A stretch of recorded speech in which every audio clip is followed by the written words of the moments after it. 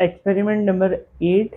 Determine the percentage composition of volumetrically of a solution of mixture of potassium oxalate and potassium sulfate. Potassium oxalate और potassium sulphate की percentage मालूम करनी है और mixture का मास जो है, जो हमने इन दोनों का मास लिया था 8 ग्राम लेके 1 डेसीमीटर क्यूब में हमने इसको डिज़ोल्व कर लिया था। यानी कि हमें या तो पोटेशियम ऑक्सलेट की या पोटेशियम सल्फेट की मोलैरिटी को फाइंड आउट करना है। जो भी चीज़ डिटरमिन करनी होती है यानी कि आपको उसकी मोलैरिटी को फाइंड आउट करना है by using standard solution. Standard solution यहाँ पर है केमिनोफोर। मैं आपको बता चुका हूँ केमिनोफोर का सॉल्यूशन पर्पल होता है और हमेशा केमिनोफोर आप बिरड में लेंगे।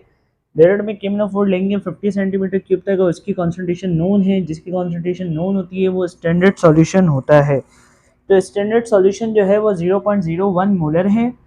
इसी तरीके से आपने पोटेशियम ऑक्सलेट और पोटेशियम सल्फेट का 10 ml कॉनिकल फ्लास्क में ट्रांसफ़र कर दिया। ट्रांसफ़र करने के बाद आपने इसमें half test tube sulphuric acid क्यों डाल दी। इंडिकेटर जो होगा केमिनोफोर सेल्फ इंडिकेटर होता है, तो कलरलेस टू पिंक कलर जो होगा वो ट्रांजिट होगा। इस तरीके से आपने वेरिएट रेटिंग निकाल ली और CBR से आपको पता चल जाएगा molarity volume of oxidising agent. सही है। तो यहाँ पे इक्वेशन जो है वो आपको याद करनी होगी। हम देख सकते हैं कि जो हमारे पास मिक्सचर है, मिक्सचर में हमारे पास बेसिकली पोटेशियम ऑक्सलेट जो है वो हमारे पास टाइट्रेट हो रहा होगा। पोटेशियम ऑक्सलेट जो है वो टाइट्रेट हो रहा होगा पोटेशियम पर मैग्नेट से, क्योंकि पोटेशियम ऑक्सलेट जो है वो रिड्यूसिंग एजेंट है और पोटेशियम पर मैग्नेट ऑक्सीडाइजिंग एजेंट है और पोटेशियम सल्फेट सॉल्ट है, तो ये टाइट्रेट नहीं होगा। तो यहाँ पे हम फॉर्मूला लगा देंगे molarity of oxidising agent multiply by volume of oxidising agent divided by number of moles of oxidising agent. Molarity of reducing agent multiply by volume of reducing agent divided by number of moles of reducing agent. तो हम देख सकते हैं कि 0.01 molar जो है हमारे पास oxidising agent की मोलैरिटी गिवन है। वॉल्यूम जो आ रहा है हमारे पास VO जो आ रहा है वो हमारे पास 10 है। According to balance chemical equation यहाँ पे 2 है। सही है। Molarity of reducing agent unknown है, पोटेशियम ऑक्सलेट हमें मालूम करना है। वॉल्यूम हमने जो कॉनिकल फ्लास्क में ट्रांसफ़र किया था वो 10 ml था और number of moles of reducing agent which is equals to 5। तो यहाँ पे ये कैंसिल आउट तो होगा but ratio same totally cancel नहीं होगा। तो यहाँ पे हम मोलैरिटी को कैलकुलेट करेंगे कि हमारे पास मोलैरिटी कितनी आ रही है।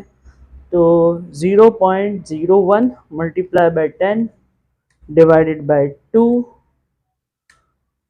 Multiply by 5 divided by 10। तो आंसर आ रहा है आंसर, या आप इसको सिंपली कर सकते हैं 10 से कैंसिल हो जाएगा तो 5 वहाँ पे जाके मल्टीप्लाई हो जाएगा। तो 0.01 मल्टीप्लाई बाय 5 डिवाइडेड बाय 2। तो आंसर आ रहा है 0.025। 0.025 ये हमारे पास आंसर आ गया। जैसे कि मैं आपको बता चुका हूँ कि हमारे पास जो टाइट्रेट हो रहा होगा वो पोटेशियम ऑक्सलेट हो रहा होगा। Potassium oxalate K2C2O4 potassium oxalate जो हो रहा होगा। यहाँ पे हम देख सकते हैं कि पोटेशियम ऑक्सलेट का मोलर मास जो है 166 है। इसको जब हम मल्टीप्लाई करेंगे 0.025 से तो हमारे पास आंसर आएगा 0.025 मल्टीप्लाई बाय 166। तो आंसर आ रहा है 4.15 ग्राम। यानी कि इतना ग्राम जो है वो पोटेशियम ऑक्सलेट का प्रेजेंट है। अगर हम परसेंटेज निकालना चाहते हैं तो परसेंटेज के लिए mass of potassium oxalate K2C2O4 divided by mass of sample multiply by 100। तो यहाँ पे मास ऑफ पोटेशियम ऑक्सलेट जो है वो 4.15 divided by mass of sample is equal to 8 multiply by 100। तो देखते हैं कि पोटेशियम ऑक्सलेट की क्या परसेंटेज आ रही है। 4.15 divided by 8 multiplied by 100 which is equals to 51.875% of potassium oxalate K2C2O4। अगर हम पोटेशियम सल्फेट की परसेंटेज मालूम करना चाहते हैं, परसेंटेज ऑफ पोटेशियम सल्फेट, तो हम 100 से माइनस कर देंगे पोटेशियम ऑक्सलेट की परसेंटेज को। तो 100 माइनस पोटेशियम ऑक्सलेट की जो परसेंटेज है 51.875 है, तो हमारे पास आंसर आ रहा है 48.125%।